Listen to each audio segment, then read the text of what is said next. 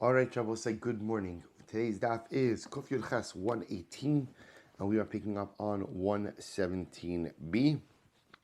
We are picking up at the Tanu Rabbanon, which is right across from Tosus Shehi. Shehi Chachma Ve'inu Malacha, literally right there. So it's in the intermediate, it's probably about 20 lines up from the bottom, 15 lines up from the bottom.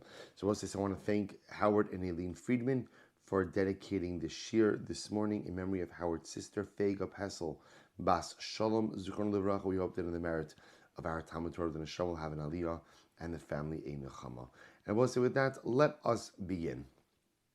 So we are picking up, again, as I mentioned on Tanur, a beautiful, beautiful daf ahead of us today.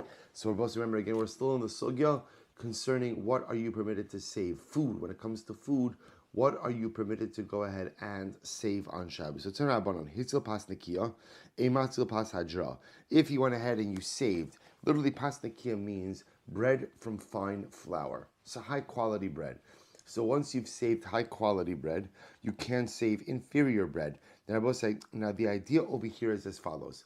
Based on you remember the case of yesterday that we had Osovi Espino, right? That case of Osovi Espino, where halacha lemaisa, the two animals fall into the pit. So remember again, I could bring one of them up to shecht, but I can't shecht both of them. So remember we had this opinion that said you could use a little bit of like a halachic loophole. Bring up the first one with the intention to shecht it, and then say, nah, I don't want to shecht that one. I want to shecht the second. Bring up the second one, and you've effectively taken them both out of the pit. So also using that same logic, we've established that a person is permitted to save 3 seudos worth of food on Shabbos. So we'll say, so according to that opinion by Osovia Spino, what you could also do is save 3 meals worth of food, and then say, you know what, I don't want that. No. The truth is, this is not the right menu for me. Let me go back and save something else. So according to that opinion, if you went ahead and you saved high quality bread, you can't say that you changed your mind and you want inferior quality bread, right? That doesn't work. Why doesn't that work? Because that's not normal. People don't do that. No one will go ahead and substitute high quality bread for inferior quality bread. On the flip side, pas hajra, matzil pas nikia. On the flip side, if you went ahead and you saved inferior quality bread, and halacha lemaisi then changed your mind, and you wanted superior quality bread, you could go back and save more. Umatzilin Yom Kippurim l'Shabbos, and furthermore, again, if we're supposed to, let's say Yom Kippur is on Friday, Shabbos is on Shabbos, so the fire breaks out on Yom Kippur, you could go ahead and save food on Yom Kippur for Shabbos.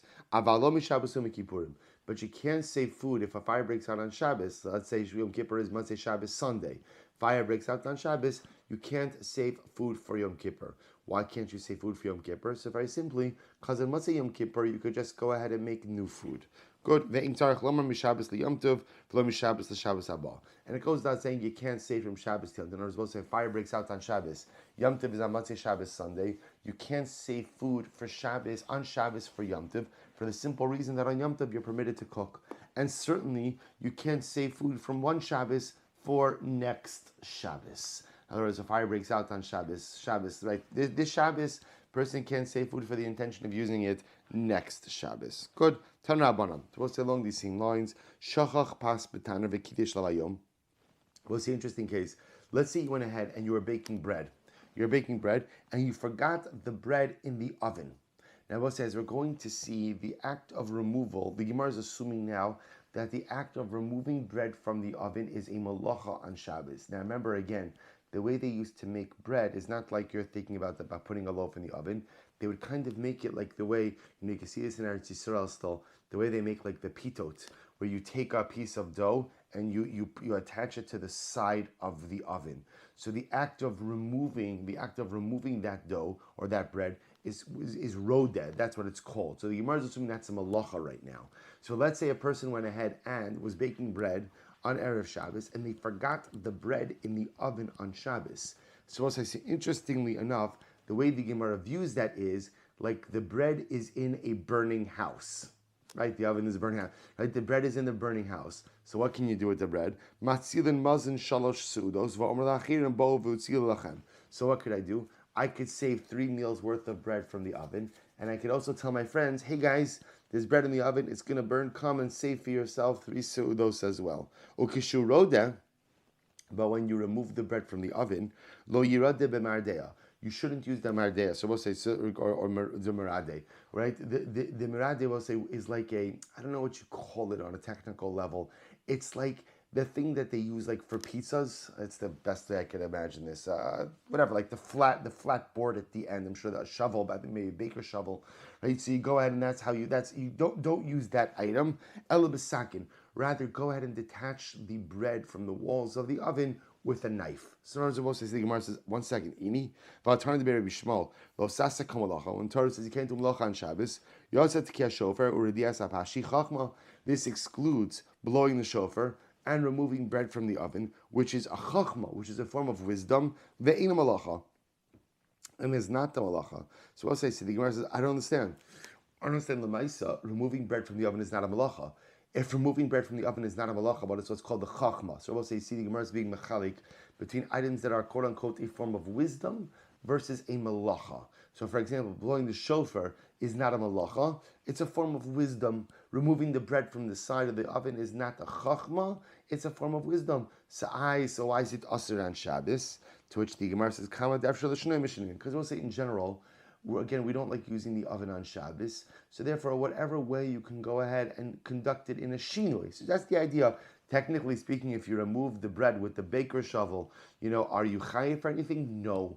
But to whatever degree you could make a shinui, you're best off doing that. Amar Rav Chisda, li'olam yashkim adam lahotzas Shabbos. So let's listen to this. Rav Chisda says, this is incredible. A person should wake up early on Friday, on Erev Shabbos, to go ahead and take care of his Shabbos needs. So the Gemara says, because the Paz says by the man, and it would be on Friday that they would prepare whatever they brought in, and the Gemara understands la'alter. They did this immediately. So in the desert, they would bring in the man early in the morning and prepare whatever they needed for Shabbos early in the morning. So we'll say, this here, the Gemara is talking about the need to go ahead and prepare for Shabbos early. And Rabbi said, this is an incredible yisod. I've mentioned this before. Rabbi Soloveitchik writes that one of the things that he missed most from his youth, he said in America, there are plenty of Shomrei Shabbos, plenty of people who are Shabbos observant. He says what he doesn't see, and again, this is obviously a number of years, the Rav was writing this, or years ago, he doesn't see that there are Shomrei Erev Shabbos.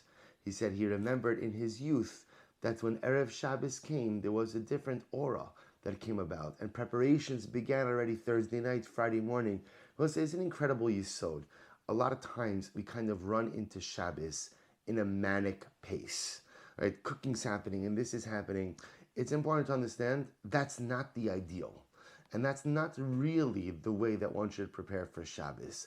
One is supposed to enter into Shabbos with a sense of tranquility to whatever degree possible, right? With a sense of ease. If there's stuff flying around on Erev Shabbos, okay, it happens to all of us occasionally, but that shouldn't be the way that a person goes into Shabbos. Shabbos is supposed to be ushered in with a period of tranquility. So a person has to plan ahead, whether it's that they do things Thursday night, whether it's that they do things Friday morning, but I'm not saying a person has to be ready by Chatzos for Shabbos. But Lemaisa, a couple of hours before, I guess it's nice. If there's anyone who does that, please let me know. I'd love to see how that feels. But Lemaisa, to be prepared a couple of hours before Shabbos so that a person goes into Shabbos with nachas ruach, not schwitzing and angry and breigis and fighting with this one and yelling at that one. Right? That's the idea. They prepared for Shabbos early. So the Gemara goes weiter. On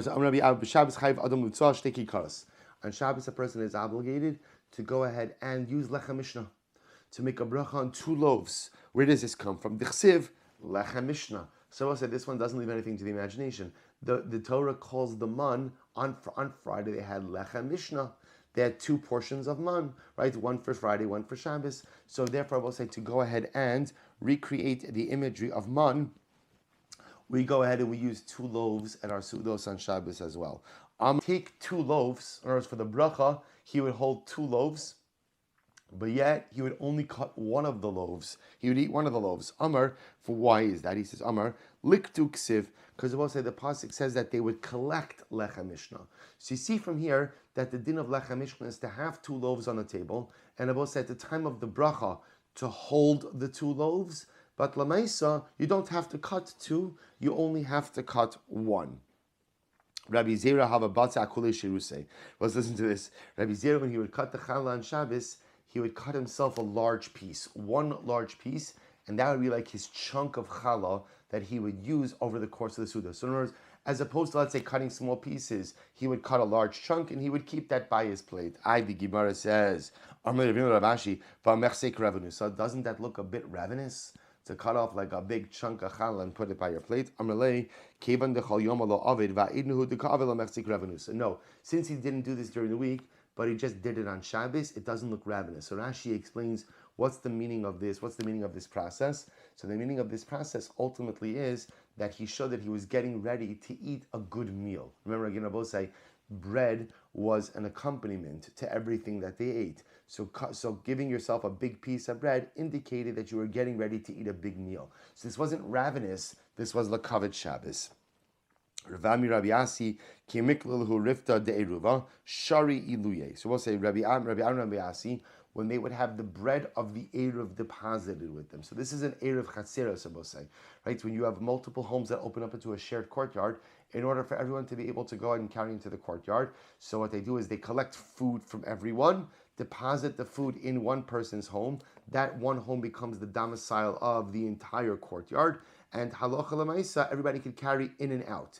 Once Shabbos starts, you're permitted to eat the Eruv. So Rabbi Ami asked, whenever the Eruv would be deposited by them, they would eat it. Amri, hoil this avid bechad mitzvah, this avid ba mitzvah achrina. And they said, since one mitzvah has already been done with this loaf, let's perform another mitzvah with this loaf. And I both say, so here you see, this is the Gemara of Lechem Mishnah. This is why on Shabbos we go ahead and we have 2 loaves at every meal, right? So it's by every meal of Shabbos to recreate the symbolism of the man. Also, just to take this a step further, this is why also, interestingly enough, the din of Lechem Mishnah also tells us that you are supposed to have something underneath, a layer on top of the chalas. So we often think that the layer on top of the chalas is only there because of the whole wine challah dynamic, right? Because technically speaking, hamotzi goes before agafa, and yet you're making kiddush.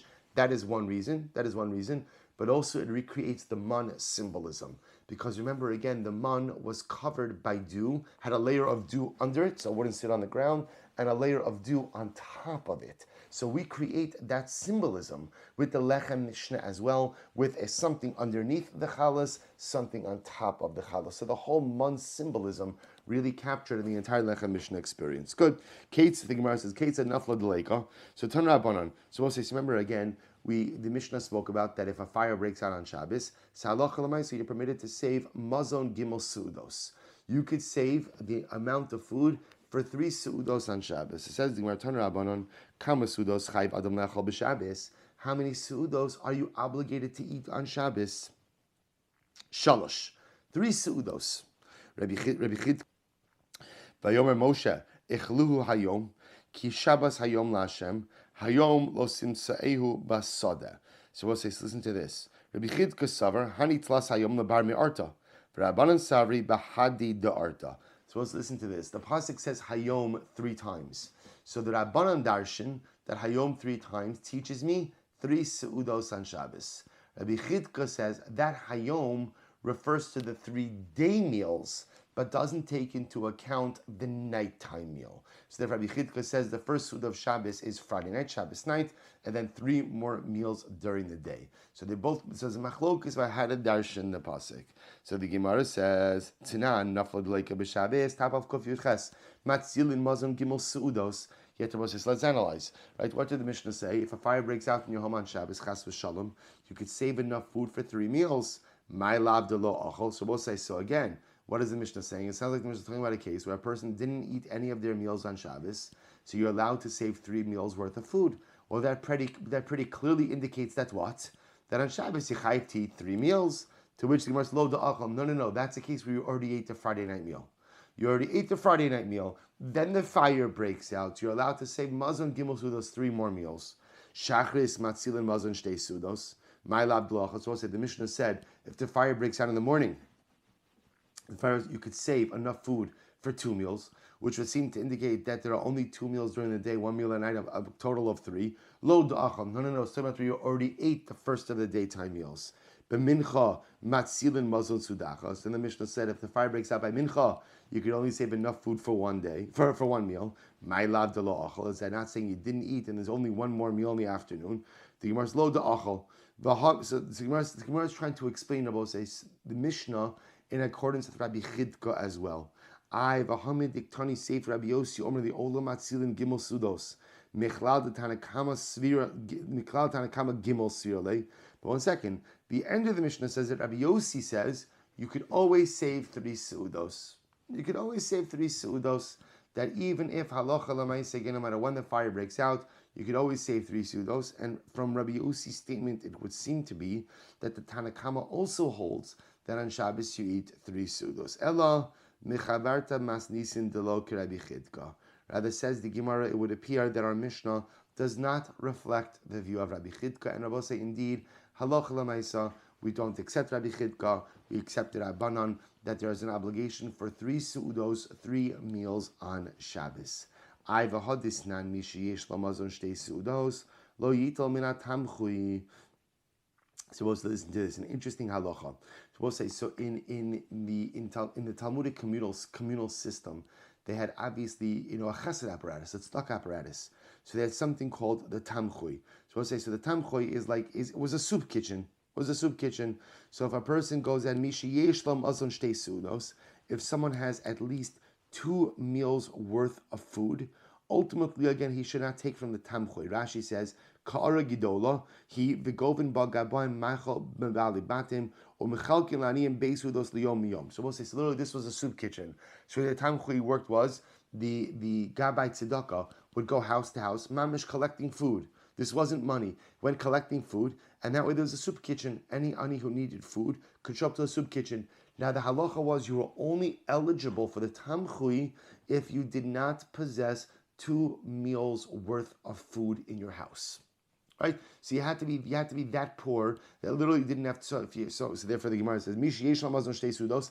If you have more than 2 meals worth of food in your home, you can't collect. Right? Let's say you have in your home 14 meals worth of food. Lo yital min kupa. Then you can't take from the kupa. So we'll say the kupa was a tzedakah fund. That was money. So interestingly enough, if you have 2 meals worth of food in your home, you're not eligible for the soup kitchen, but you are eligible for the kupa, for the tzedakah fund, for money, for funds. If you have 14 meals worth of food, you're not eligible for the tzedakah fund. Then I will say, now what's 14 meals worth of food? So the assumption we're making is that is what? That's a week's worth of meals. That's a week worth of meals. What's the problem with that calculation? Money. Whose opinion does that reflect? Lo Rabbanan v'lo Rabbi Chidka. We'll say that doesn't work with the Rabbanan or Rabbi Chidka. Why not? I Rabbanan chamsere havyan. According to the Rabbanan, we'll say 14 meals assumes what? 2 meals a day. But according to the Rabbanan, over the course of Shabbos, you're having 3 meals. In which case, the minimum amount of meals you need for a week is 15. According to Rabbi Chidka, shis sari havyan. It's 16 meals. So whose opinion is reflected here? To which the Gemara says, the Olam Rabbanan. In the reality, it's the Rabbanan. Da'amin alei, my debois lemechal ba'afuke shabsa, achle b'shabsa. According to the Rabbanan, what we say is like this. We'll call the guy Ruvain. Ruvain, normally you would have 2 meals a day, and one of those meals you would go ahead and have in the evening. So the meal you're going to eat Saturday night, at night, Matzei Shabbos, push it back and make it Shalosh Chodesh. So therefore, I will say again, it could be the same number of meals, just change the timing. So normally you would eat at night, move back your dinner from Matzei Shabbos, your Malava Malka, make your Malava Malka your Shalosh Chodesh. The Gemara says, Leimur Rabbanani, v'lo Rabbi Chidka. So apparently then a reflective view of the Rabbanan, not Rabbi Chidka. I feel Rabbi Chidka. No, it could even be Rabbi Chidka. Why? Da'amrina lei my debois lemechal b'malei shabsa achlei lo'orta. So what's according to Rabbi Chidka, what we might tell the individual is like this: that which you were going to eat on Erev Shabbos, push into Shabbos. In other words, skip a daytime meal, push it into Shabbos night. That way you'll have extra food for Shabbos. To which the Gemara says, "V'kula yom adamale Shabbos b'tanisa mosinolei." So what does that mean? That the guy should fast the entire Erev Shabbos in order to go ahead and what? In order to go ahead and have, according to Rabbi Chidka, 4 meals over Shabbos. So we'll say, listen to this. Elaham money. Whose opinion does this reflect? Rabbi will say, get ready for this. Rabbi Akiva, get ready for this. The Mishnah will say, so again, remember, we're trying to figure out The Brisa that said before, or the Mishnah that said before, that if someone has 14 meals worth of food, they are not eligible for the tzedakah fund. Okay? Why 14 meals worth of food? That means you have a week's worth of food. We're trying to say, but you don't have a week's worth of food, right? According to the Rabbanon, you need 15 meals, because Lamaisa, again, you need a third meal on Shabbos. According to Rabbi Chidka, you need 16 meals, because there are 4 meals on Shabbos. So we'll say, whose opinion does this reflect? Rabbi Akiva Ta'amar, Aseh Shabbos Chachol Va'al Titztarech Librius. Because we'll say, isn't this incredible? Rabbi Akiva says, better to make your Shabbos into a weekday and don't rely on other people. We'll say an incredible, incredible Gemara. Rabbi Akiva says, is it great to have Shalosh Shuddis on Shabbos? Absolutely. If you could afford it. If you could afford it. So, and if you can't afford it, no, you'll just have 2 meals. What are you going to do?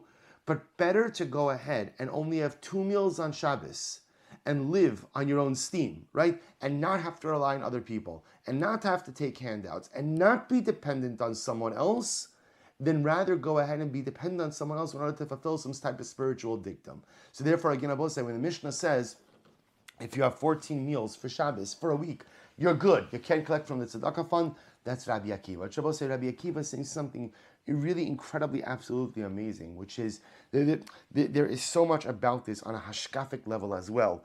About the most, Rabbi Akiva says, the most important thing in life is to be an independent person, to be a self-sufficient person, to be a person who could stand on their own. And even if at the end of the day, by standing on my own, it means that I do with less. And even if on a spiritual level, like Shalosh, I have to do with less, the most important thing in life is to be a balachrayas who could stand on his own 2 feet. That is the key to life success. And incredible, I will say, by the way, the reason why this is so dramatic is because, a lot of times people say stuff and say, okay, that's nice. This was Rabbi Akiva. Remember again, Rabbi Akiva married a girl from the wealthiest family in Yerushalayim. And his father-in-law did not think very highly of him and threatened his daughter Rachel, if you marry that bum, I cut you off. Because, right, Rabbi Akiva was an ignorant shepherd. She still married him, and he got cut off. Rabbi Akiva lived in abject poverty. His wife was a cleaning lady. This was the daughter of Kalba Savua, the girl who was brought up in the lap of luxury. He had nothing.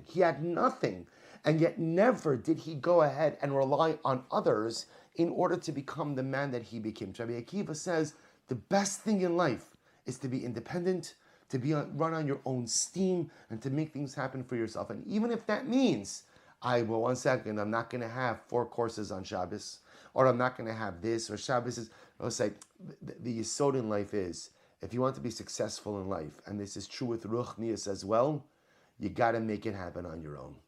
Don't rely on other people to support your life initiatives or to support your endeavors. If you want something to happen in life, do it on your own steam.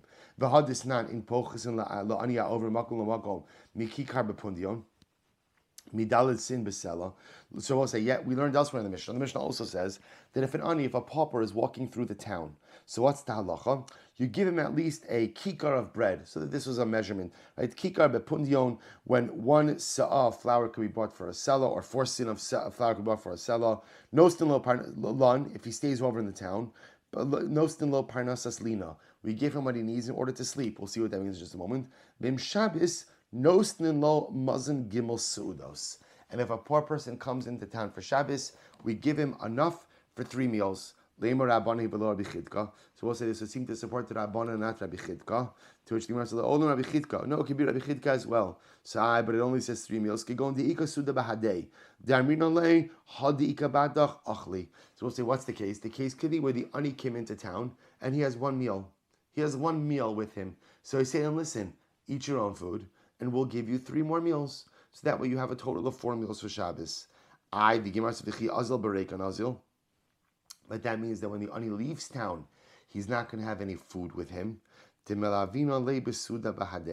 Ultimately, again, what do? On Sunday we'll give him some extra food.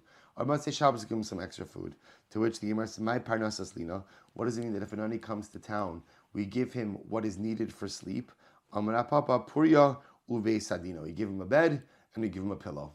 Okay, beautiful. So also, it just happens to be very beautiful. Also, the way you see in Talmudic times the communal structure they had for taking care of the poor, which is really quite better. Baruch Hashem, we live in a community, thank God, that has incredible resources as well for this. But it's incredible how they have like these specific allotments, right? If you were in this category, you get this. If you were in this category, you get that. If you're coming to town to sleep, you get this. You're coming to town for Shabbos, you get this. Really quite incredible. I will say, but we know halacha l'maisa, as I mentioned before, we pass like the Rabbanon, not like Rabbi Chidka, and therefore halacha l'maisa mazon, you have food for 3 seudos on Shabbos. Beautiful. Tan Rabbanon.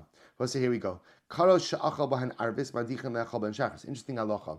We'll say, if you used dishes that you used for your Suda on Friday night, you can wash them in order to use them the next day. If you ate in the morning, you could wash your dishes on Shabbos to use it for the afternoon. For after you finish lunch, you could wash your dishes to use it for Shalosh Shudas. However, we'll say from mincha time and on, you can't wash dishes anymore. Meaning what? That halacha l'maisa, once you finish Shalosh Shudas, you can't wash dishes, because at that point in time, what you're doing is going to be construed as preparing for during the week. So things like that. But you could wash dishes as long as you're going to use it. But once it becomes clear that your meals for Shabbos are over, which is really after Shalosh Shudas, at that point in time, you can't wash any more dishes until Matzei Shabbos, because to do so would be an act of hachana, preparing for during the week. However, aval kosos, vikitonios, utzluchios, but glasses, pitchers, jugs, madiach v'holech kol yom kulo, lefi shein kavat l'shtia. I will say glasses, pitchers, jugs, that you could go ahead and clean the whole day. Why? Because it's always time to drink. I will say, because that came out wrong, but you understand what I mean. Meaning the idea is that drinking, right? That drinking ultimately a person does throughout the day, and therefore halacha l'maisa, pitchers, jugs, cups, those could be clean the whole day. But say now we're going to see for the rest of the daf, and Amud Beis as well, we're going to see some beautiful gemaras just about the power of Shabbos. Really incredible. So Mishum Bar Kafra. Kol Makayim Shalosh Sudos B'Shabbos Nitzal Mishalosh Paronios. I will say, whoever goes ahead and fulfills the obligation of having 3 meals on Shabbos is saved from 3 different forms of destruction. Shalosh Paronios. Mechevlo Shal Mashiach. Ultimately, again, the pangs of Mashiach. Dina Shal Gehenim. From Gehenna, can you imagine this? By eating shalent, you're saved from Gehenna. Right? I'm saying, whoever says Judaism is difficult, Mamish did not see this Gemara. So three meals, and ultimately I'm saved from Gehenna. Milchemes Gog uMagog. And I will say, of course, from the trials and travails of the war of Gog uMagog, which is the massive showdown between good and evil, which precedes the Messianic era. So the Gemara says, B'Chavlo Shal Mashiach, Ksiv hacha yom ksiv hasam hine anochi shalach lachemes Eliyahu hanavi lifnei bo yom. So we'll say that's the reference to Mashiach. Medina shel gehenim ksiv hacha yom uksiv hasam yov evra right yom evra hayomahu melchemes Gog uMagog ksiv hacha yom uksiv hasam biyom ba Gog. So we'll say, the idea being the Gzeir Shava between the Yom that's mentioned by Shabbos. Remember again, that Yom we saw on Kuf Yud Zayin Amud Beis. That's where we learn out the concept of Shalosh Shudas. It says again Yom 3 times, which teaches us that there are 3 meals over the course of Shabbos, and you see Yom mentioned in each of these contexts. They're leading Rav Shimon Levi to say that if a person fulfills the 3 seudos on Shabbos, he saved from these 3 incredibly different things: the pangs of Mashiach, judgment of Gehenna, and the war of Gog uMagog. Really incredible. Whoever, I will say, properly enjoys the Shabbos is given a portion without boundaries. So I'll say, so this of course is a reference to the world to come. The idea being that a person who really partakes and enjoys of the 3 seudos of Shabbos is given incredible reward in the world to come. Literally, not just a portion, but a portion without boundaries. Shnei Amar, Az tis'ane gal Hashem, v'yekavticha b'masei aretz, v'achalticha Amud Beis, nachalos Yaakov avicha. So we'll say, interestingly enough, it says, I will give you a portion like Yaakov your father. Lo ki Avram shekasabo kumis aleich ba'aretz larko. Lo ki Yitzchak shekasav ki lecha ulazaracha etines kol ha'aretz ha'el. Ele ki Yaakov shekasav bo uparatzta yama v'akema v'tzafona v'negba. So I'll say, so again, the drasha over here is that the Paz says, as tis'aneg al Hashem. If you have oneg with Hashem, I will give you a portion like Yaakov. So we'll say, so we're going to see the drasha is going to be that ultimately, again, that oneg is going to be a reference to the mitzvah of oneg Shabbos, of enjoyment of Shabbos. One of the ways in which we have oneg Shabbos, enjoyment of Shabbos, is through the 3 seudos. So he who goes ahead and enjoys the 3 seudos of Shabbos ultimately has what? Gets a portion like Yaakov. What does it mean, a portion like Yaakov? That when HaKadosh Baruch Hu describes Yaakov Avinu's portion, so it describes it as a nachala b'li mitzarim, a boundary right as far as the eye can see, north, south, east, west. So to a person who has shalashudis ultimately goes ahead and will enjoy a portion of the world to come without boundaries. Rav Nachar by Yitzchak Amar Nitzal Meshibet Golius. Person who has 3 seudos on Shabbos will be saved from the oppression of exile. Ksiv hacha v'erkavticha b'masei aretz uksiv hasam ata abamosemo tidrach. I'm Rav Yudam Rav. Kol ha'ma'aneg es haShabbos. Let's listen to these gemaras. Whoever properly enjoys the Shabbos, nosnin lo mish'alos libo. This is incredible. Kadosh Baruch Hu gives you anything you want. He's given all of the requests of his heart. Shneimar v'his'aneg al Hashem. Literally again, engage in oneg with HaKadosh Baruch Hu. V'yitin lecha mish'alos libecha. And Hashem will give you the desires of your heart. So the Gemara says, oneg ze eini odea ma'u. I don't know what this oneg represents. What does it mean when it says v'his aneg al Hashem? You should have oneg with HaKadosh Baruch Hu. What does that oneg represent? Ma'u kishu omer v'karasa l'Shabbos oneg. Yet when the pasuk says you shall call the Shabbos an enjoyment, havi omer ze oneg Shabbos. I both say this refers to the enjoyment of Shabbos. B'mema ango. So how exactly do you have oneg Shabbos? So we'll say, what's oneg Shabbos? Rav Yehuda Bereid Rav Shmuel Bar Shilas Mishvei Rav Amar B'tavshel Shal Shradin V'dagim Gidolim V'Rash Shuman. What's oneg Shabbos? I both say, if you have a dish of cooked beets, large fish, and heads of garlic. So as I say, obviously again, that to them, right? Those were Talmudic delicacies. The truth is, even something small that you have as part of your Suda, but you clearly have it there, Ulakavet Shabbos, but you have it there, Ulakavet Shabbos. So the Gemara says, Aso Hare Ze Oneg. Even a small thing that you just have on your table, and you just have it Ulakavet Shabbos, that's Oneg as well. For example, Maihi Amra Papa Kasa Daharnasa. We'll say fish hash, right? So this was a dish made of fish or fish kishkas, a little bit of oil, a little bit of flour, which again was not an extravagant item by any stretch of the imagination. But lamaisa, if a person did this, Rashi says dagim kitanim mituganim b'shemen kervein ubekemach, small fish that were fried in oil together with flour. So that's kasa daharnasa. So we'll say that wasn't an extravagant or expensive food item.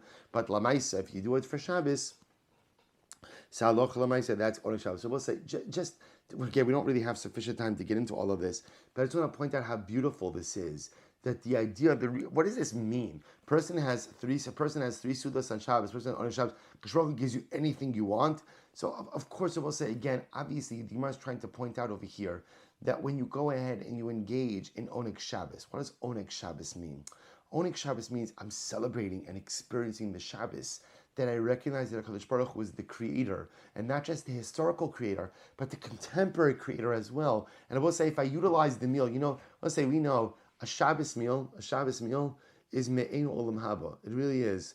And it's often not because of the food. I mean, the food, of course, plays a part in it, but it's because you have a meal and everything is shut off, and you could just be in the moment, and you could have a glass of wine and a good food, fancy food, not fancy food. And it's in those moments where you have the ability to say, the Ribbon Shalom is the master of the world. and the master of my life. And he runs everything. HaMechadish b'tuva b'chol yom tamid maseh bereishis. The Moshe Shalom orchestrates everything, and he loves me, and he cares about me, and he's there for me, and he's got my back. And the moment you re-ingrain all of these yediyas, the world just becomes a different place. The world becomes a different place. And having that mindset is a nachalabli. All of these brachas come about when you recognize that HaKadosh Baruch Hu is the be-all, end-all of my existence. The Gemara goes weiter. We'll say this is wild.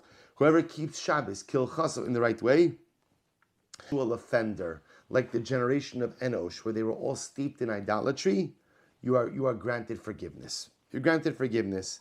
The Gemara says, Shneimar Ashrei Enosh Yasezos Mechalalo. Al Tikri Mechalalo Ella Machol Lo. So don't read it ultimately again as Mechalo, one who desecrates, rather Machol Lo. So we'll say, do you hear this incredible Gemara? If you keep Shabbos in the right way, Shabbos has the ability to grant you forgiveness for all of your transgressions. And even if halach lamais, a person worshipped idolatry, avodah zarah, one of the cardinal three averus, or the three cardinal averus, right? Ultimately, again, you're forgiven. We'll say again, what's the pshat? I think it's a relatively straightforward idea. Shabbos represents the notion of HaKadosh Baruch Hu as the creator. HaKadosh Baruch Hu is everything. Everything. He creates and recreates everything. Every breath I take is only because of Him. When you keep Shabbos in the right way, and you re-ingrain that mindset in everybody, and that's why the malacha. Why don't I do malacha on Shabbos? If Shamshon Hirsch explains, I don't do malacha on Shabbos because I bend my creative knee to God. You see, during the week, whether I articulate or not, often I think I am in control. Shabbos is when I give back the reins of control to HaKadosh Baruch Hu. When you give back the reins of control to HaKadosh Baruch Hu and you recognize that He is in control and I am not, that mindset is the essence of all Yiddishkeit. So if you're able to go ahead and reacquire that mindset on Shabbos, you're amazing, pretty amazing. So the Gemara goes weiter. The Gemara says, Amrad Yehuda, Amarav, Ilmale Shama Yisrael Shabbos Rishona, Lo Shalta Bahen Uma Veloshen. We'll say, had Klal Yisrael properly observed the first Shabbos in the desert, we would have been invincible.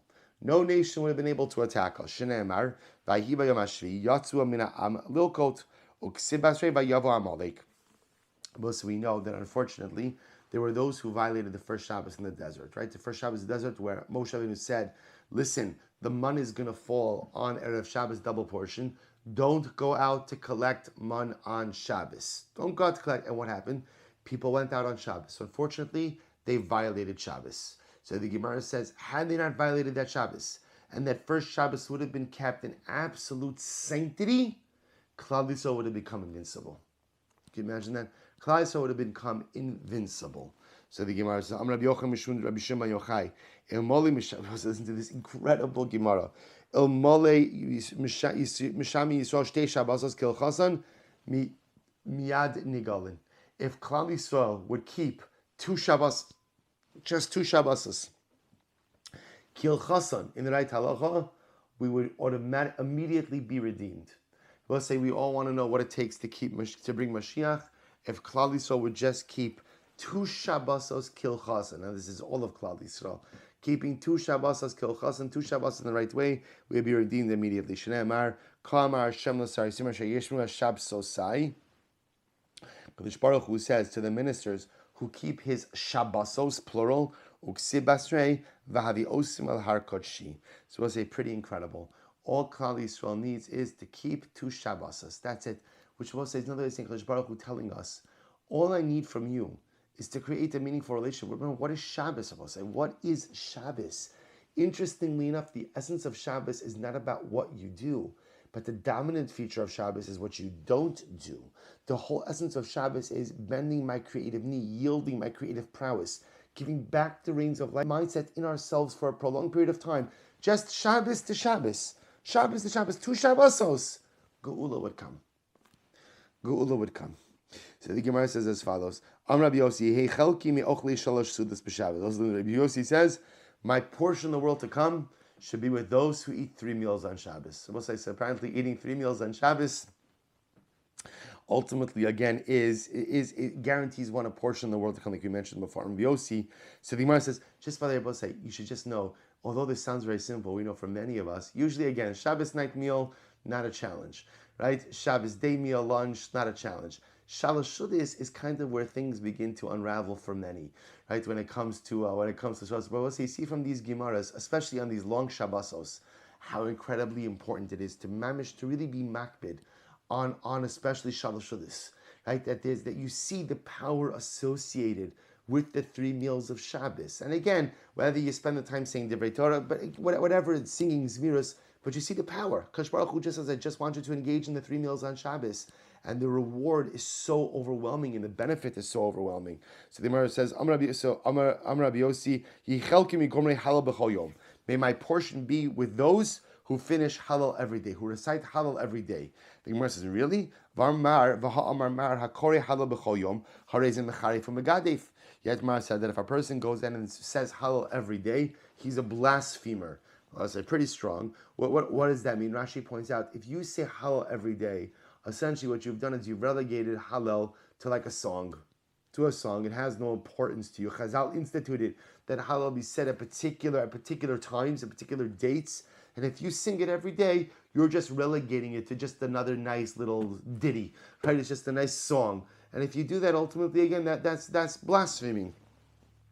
To which one says, no, ki kaminon psuki de zimra. No, what it means is the halalukas, right? The halalukas, ultimately, again, that are part of psuki de zimra, that also happen to be part of halal. So it says, so those halukas which are in psuki de zimra and part of halal, to be makbid, to say those every day. Rashi says, shnei mizmorim shel hilulim, halalu as Hashem in hashamayim, halu kel b'kadsho. So those halalukas, that's what we're calling halal. Not literal halal, but the halalukas in Psuki de Zimra. Yichelki mi mispalim im dimdumei chama. May my portion be with those who daven with the rays of the sun. Now Rashi points out over here, who does this refer to? So we'll say it refers to those who daven at sunrise and those who daven at sunset. So ultimately, again, there is something to davening with sunrise vasikin that we've seen before, and something to davening mincha and ma'ariv with sunset. So there's a special power with davening with the sun each and every day. So the Gemara says, it is a mitzvah to daven with the sun every day. To daven vasikin in the morning, and ultimately again mincha ma'ariv with sunset in the evening. What's the pasuk that supports this? Yiraucha im shemesh v'lifnei yareach dardarim. Literally, HaKadosh Baruch Hu, I will see you with the sun. Yiraucha im shemesh, I'll see you with the sun. So we're darshaning, I'll see you with the sun. I'll daven shacharis with sunrise and mincha ma'ariv together with sunset. V'am Rabbi Yossi, yichelki mimeisei b'chol me'ayin. This is very dramatic. Rabbi Yossi says, may my portion be with those who die of intestinal disease. Okay, so we'll say, so what's the pshat with that? One that we kind of like took a sharp turn over here from Shalosh Shuddis. We'll say, so look at Rashi. So we'll say, what Rabbi Yossi was saying was as follows: that may my portion be with those who die from painful illness. Why? Because we'll say when a person Chas V'Shalom dies from painful illness, the pain of that illness purges them of sin. That's Yisurin Ba'olam Hazeh, suffering in this world. So Rabbi Yossi said, I would rather die a more painful death and know that my sins are purged in this world than have to deal with them in the afterlife. This is actually very interesting, a fascinating statement. Mar said, the majority of tzaddikim die because of some type of intestinal or stomach issues, which again is a fascinating statement to understand where that came from. But this notion that it appears that sometimes tzaddikim often die from prolonged illnesses that come from great pain, and apparently again that pain is associated with a purging effect for their neshamas as well. Rabbi Yossi, yichelki mimeisei b'derech mitzvah.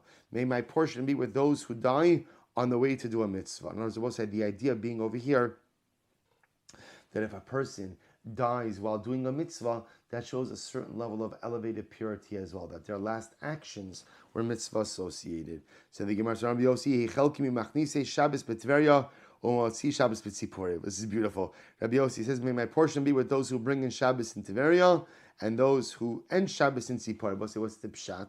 So Tveria, remember again, is in a valley, right? Tveria is surrounded by the mountains of Tzfas. So the idea is Tveria, often it got darker earlier than the surrounding area. So Tveria, they would start Shabbos early. Tzipori was on the mountaintop.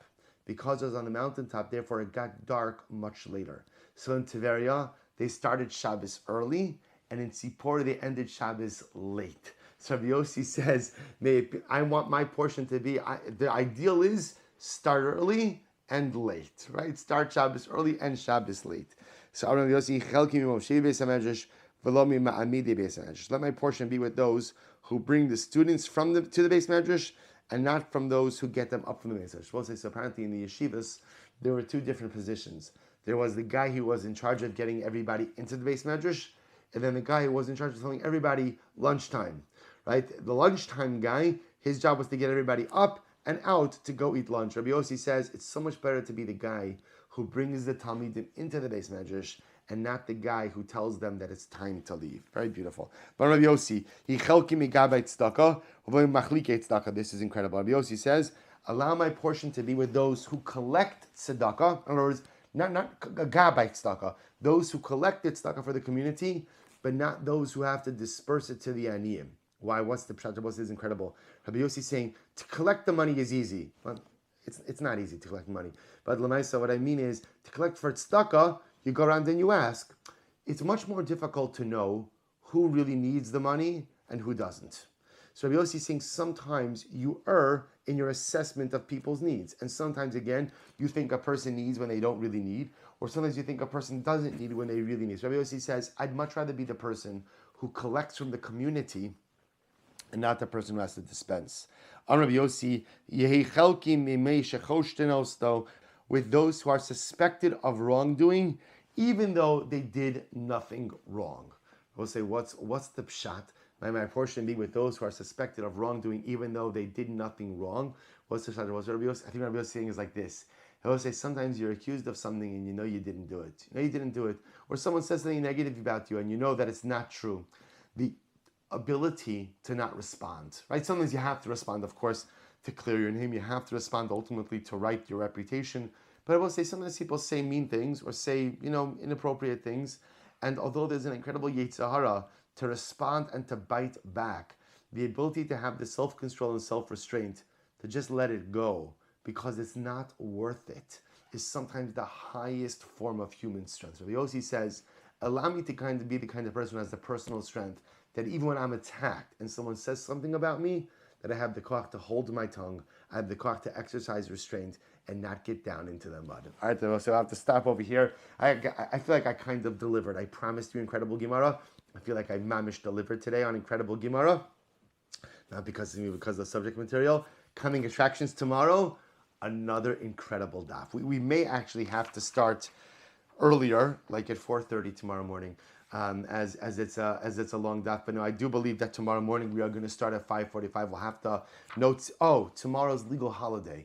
Tomorrow is July 4th weekend. Okay, so stay tuned on the WhatsApp chat for the schedule of Mirza Hashem. I was saying, a great schos. It really is a great. I look forward. The day is soon coming when Mirza Hashem will be able to learn in person again. Zoom will continue as well. But Mirza Hashem, these kind of gemaras, it's beautiful to do it with you like this. But I have to tell you, I know that if we were together, I would hear your oohs and your ahs as we were going through these gemaras. So I miss that. Yet at the same time, Jeremy, we cannot unmute everyone because that'll be a disaster.